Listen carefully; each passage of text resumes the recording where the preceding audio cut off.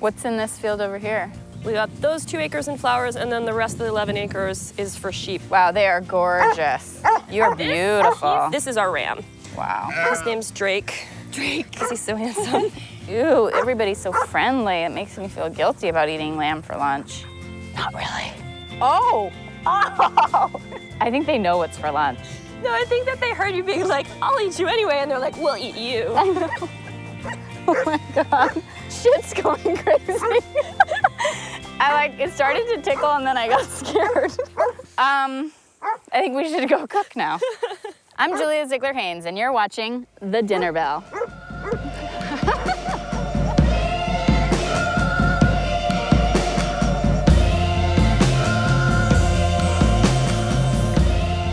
So I first met Sarah when her floral business and my food business have overlapped on some extravagant jobs, and we kind of sparked a friendship. Sarah and her partner Eric own Saipua, an amazing floral company based in Red Hook, Brooklyn. During the economic crash, more unique varieties of flowers became less and less available in the New York City flower markets, which spawned the idea of buying some property upstate and growing it themselves. I knew that an amazing location to come and cook for Sarah's crew would be her gorgeous flower farm in upstate New York in the Catskills called World's End. On the menu, we had grilled lamb koftas, spiced chickpeas, and a sheep's milk ricotta cheesecake with pistachio crust. I really like to see flowers the way that they look in nature or in the garden, untamed and loose and haphazard in a way. I love beautiful messes, and I feel like that's sort of what our style at Saipua has become. Sarah was having a staff retreat of her whole staff gathering there and working on the farm and talking about the future of the business. It just seemed like the perfect time to go up and be like, you guys do your work and I'm gonna make you a lunch. I was kind of thinking about like the area and trying to go with the theme of like what you guys have going on at the farm here. And so the natural choice was lamb, even though that's kind of macabre. But we're doing some sort of like grilled lamb koftas on the grill, kind of like nice and spicy. You're okay with spice? I love it. Okay, good. And then we've got some like labneh and flatbread and like a nice like room temp chickpea salad situation. We're here today making our chickpea dish, which is really tasty. There's a lot of these warm spices in it. So we've got coriander, fennel seed, and cumin that we toasted on the stovetop. It's just gonna make this sort of like deeply seasoned, delicious kind of like umami-ish chickpea dish, which is such a great alternative if you have like vegetarians or even vegans. First up, we're gonna grind the spices. And you know me, I love my little coffee grinder. Oh goody, it's the broken one. We'll see. Somebody just kill me. Sometimes you just have to. Fucking shit. I hate everything. Now, we've aggressively beaten our seasonings as best as we can. So what we're gonna do is we're gonna add them to our smoked paprika, cardamom, and cayenne. And we're gonna shake as much as we can out of this. So it's just kind of raining men over here. First things first, we're gonna get the pan nice and hot with the olive oil to throw the garlic and onions in there to start getting them going. That was about almost an entire head of garlic. And then we have 2 chopped red onion, and we'll give those a nice little sizzle. So these are getting nice and soft. We'd like some kind of color on them. I'm gonna sprinkle about a teaspoon sea salt. We're aiming for sort of like a darker caramelization, so soft but have some like nice color to them. I'm gonna add some pepper to all this business to season that up, and then in with the spices. Just take on a beautiful color. If this was smell-o-vision, you'd be fainting by now. All right, so those are gonna be like the real flavor makers of the dish. So then I'm gonna slowly start adding the rest of the spices. There may be some more added in. This is a really like go with the flow recipe. It's not like a real anal one. I tend to use different spices every time and different amounts. It's just kind of can vary on the chickpea or the onion or whatever, or the day, how you're feeling. So this is a 1-pound bag of chickpeas, or the equivalent of about 5 normal sized cans. We're gonna add about half and then give these a nice stir.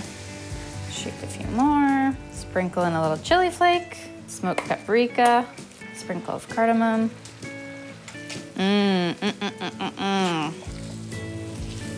And these are easy to get done ahead of time and then just kind of reheat with some vegetable stock and butter or oil. Just finish it with the oil. Great. Dish is done. First thing first was to go thank Dottie, the sheep that kindly generated enough milk for us to make our ricotta. Dottie, I want to personally thank you. Hi, Dottie. She's like, I'm eating because I am making. Hi, cutie. She's the easiest one to milk because she's got a really big udder. So next up is to get the ricotta cheesecake going. With the sheep's milk from Sarah's farm, they were able to get a lot of milk for us. We're gonna use about 1 gallon today, hoping to get about 4 cups for our cheesecake. You'd think it would be difficult to make ricotta homemade, but it actually is really quite simple. But yeah, cow's milk, goat's milk, you name it. If you can milk it, you can make ricotta out of it. Human. We're gonna heat this on medium-high heat until it starts to like slowly, you're gonna notice bubbles kind of going around the rim. And what we're looking for is a slow simmer. That's about 180 degrees. The main thing you wanna be careful of is scalding the milk. So we've got our little rubber spatula, and so every like minute or so, just give it a kind of like figure 8 where you're making contact with the bottom of the pan, just to ensure that you're not burning the hell out of this delicious, very hard-earned milk. I'm adding the teaspoon of salt and giving it a nice stir. Okay, so see how there's a little bit of heat coming off the street, so to speak? That means we're nearly there. This is what I would call a steady simmer, not quite bubbling like a boil. So this is juice of 2 lemons. What we'll do is we're gonna pour it in, give it kind of like 2 figure 8s.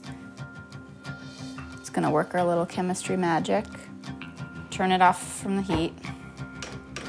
And hopefully that does the trick.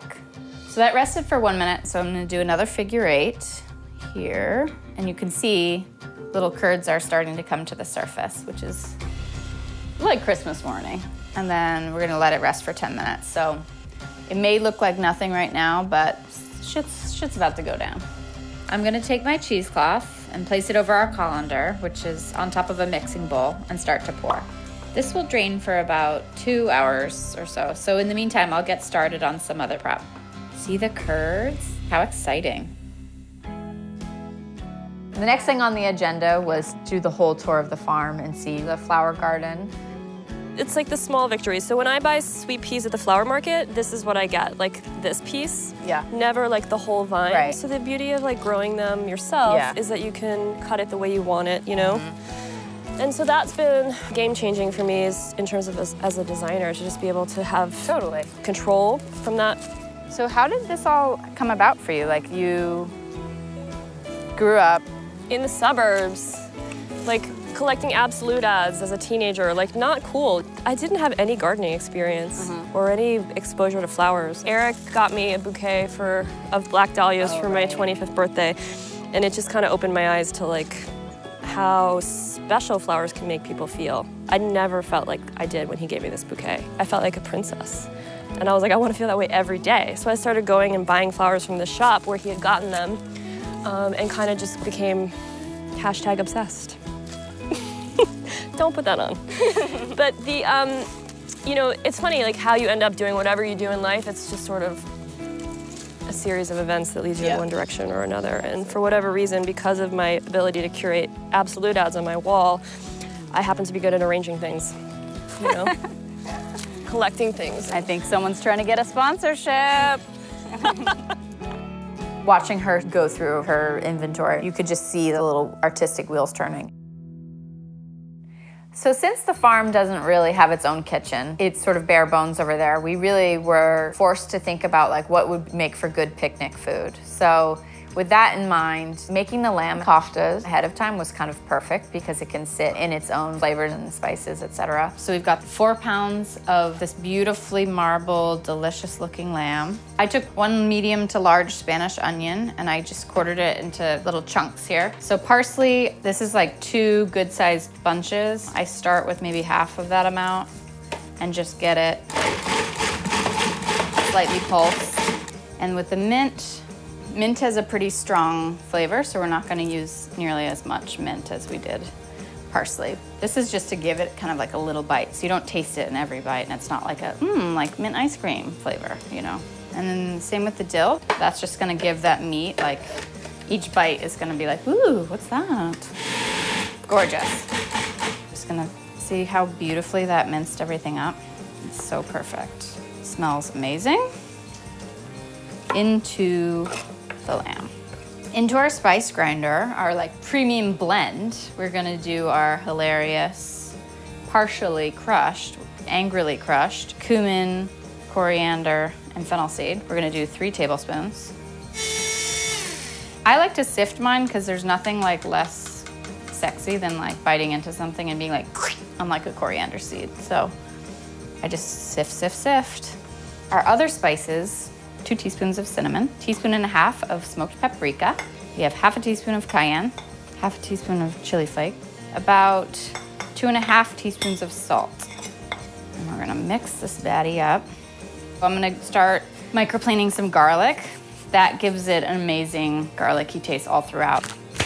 Bend over. This is very, very not cute, but it's gonna save us cleaning lamb out from underneath my fingernails for a good long while. I'm just gonna dive in. Your main agenda is to just get all of this incorporated with one another. This is the kind of thing that is perfect to do the day ahead. The flavors are just gonna get more intense and like delicious together. You could easily throw this right on the grill right now and it would be scrump. And then I would say that we'll probably get them to be like yay big. Koftas tend to be a little bit more ovally. Great, so these are all layered and they're snuggled in their little bed, and we're gonna throw them in the fridge and they'll be perfectly formed to throw on the grill tomorrow at the farm. Just wanna kind of keep an eye on it and kind of be checking. If they're sticking, they're probably not done yet. I think going into it, we thought it would take about 3 to 4 minutes per side, but because of the country conditions with the wind blowing, et cetera, the top being lifted constantly, it took more like 7 minutes per side. Every grill is different. Around the world, I've never met 2 grills that were alike. We also made cardamom flatbread, grilled fennel, roasted tomatoes, and grilled scallions. Labneh with chives and olive oil. Also, a kale salad with tahini dressing and fresh summer squash. While I was cooking lunch, she had her staff dress the table, which was amazing. All right, so let's just all say we love God. Just kidding. Imagine if it was that kind of show. Voila.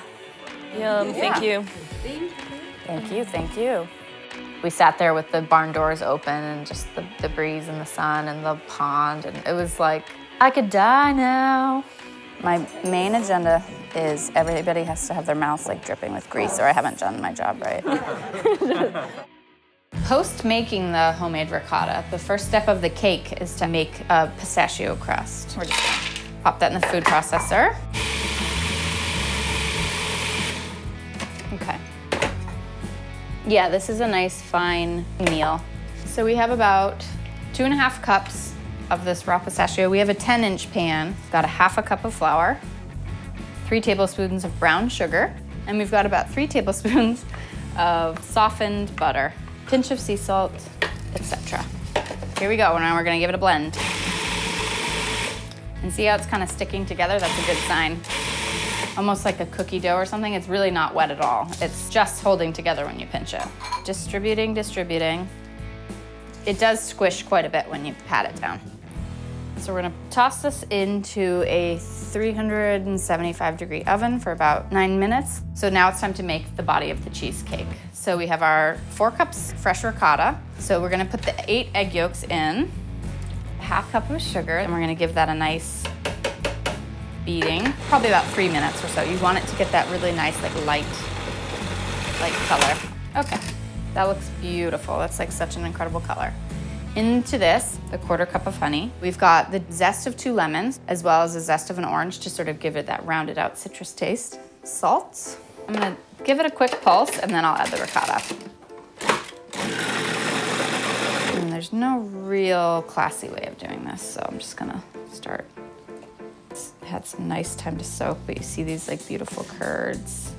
We'll do a little pulsey of this, and then we'll add the flour.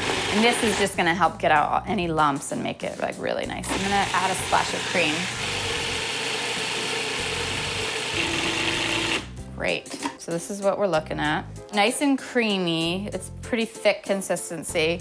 And then we're gonna lightly sprinkle the flour over top. Boop, that's it. This looks amazing. And then into this guy goes 8 egg whites. And I like to generally get these going a tiny bit until they start to get a little foamy, and then add my 4 tablespoons of sugar. So it's like a 6 or medium high. Put it up to 8. Okay, these look amazing. So we've got these nice peaks. So we've got all this beautiful filling. Into this zone, we're just gonna kind of do like a third of them. Kind of start to incorporate. You don't wanna like lose all the air. This is to help make it a nice springy cake. A little bit more. We've got the pistachio crust cooling, and then I'm just gonna start dumping her in. And then we're gonna pop it into the oven. I'm doing it at 300, and then just aim for it to be like an hour and 20 minutes or so. But I'll start checking on it after an hour. And what you're gonna be looking for is sort of a firm center and a nice brown color. Into the oven she goes. And we'll set our timer. It doesn't matter if it cracks on the top or if it turns like a nice golden brown. That's kind of what we're aiming for. So it's much more rustic and Italiano style. The cake smells ready, so I'm gonna take a peek. And that looks beautiful. It looks absolutely perfect. So you can see it's not really liquidy in the center. It's nice and still. So we'll let it cool there for a few minutes. It's gonna sink a little bit, but that's all right, because that's gonna make a nice little space for our fruit. So I walk around being like, this is my life. There's so many moments like that. Yeah. And then there's so many moments where I want to like FML. throw the clipboard at Eric and be like, yeah. Fuck you. Yeah. Like, you know, we can't do this anymore. This is too hard. It is. It's Look too at hard. this. I mean, this is unreal. Sarah and I picked currants from her garden. God, look at that. I mean, don't you just want like a little earring? Yes. Actually, my mom had something like that from the 80s from like a store called like Abacus. And it was like grape earrings that looked just like that. And I used to put them in my mouth because I've been obsessed with food since I was in the womb. It's cheesecake time in the neighborhood. So the first step would be to just run the knife around this outer edge here, making sure when we pop open this springform pan, it doesn't just rip our little cheesecake to shreds. There we go, that survived okay. Great. But I'm just gonna start kind of doling out the fresh fruit, a little rainbow. We were able to find these tiny little champagne grapes, blueberries, gorgeous sugar plums, figs, douse those in rose water, and then to add her amazing currants, just sort of like push it over the edge. It was really fun to sort of think outside the box, very Saipua. I was tipping my hat to them. Oh, it has a pistachio crust, I forgot to mention that. No big deal. I just grew the pistachios in my yard. I found myself completely letting go, and despite needing to like hustle and make a lunch on a grill, it was just such a nice laid-back atmosphere. The staff were delightful. It just seemed like, God, imagine if more companies were run this way, you know? Very inspiring. It just made me so happy to see Sarah in her element, and both she and Eric have such an incredible gig going here. It just makes me want to chuck it all and move to the country. No, but it was about as like pinch me picturesque as it can get. It was so wonderful. To get all the recipes from this episode of The Dinner Bell, click on the link below. That one's probably the best.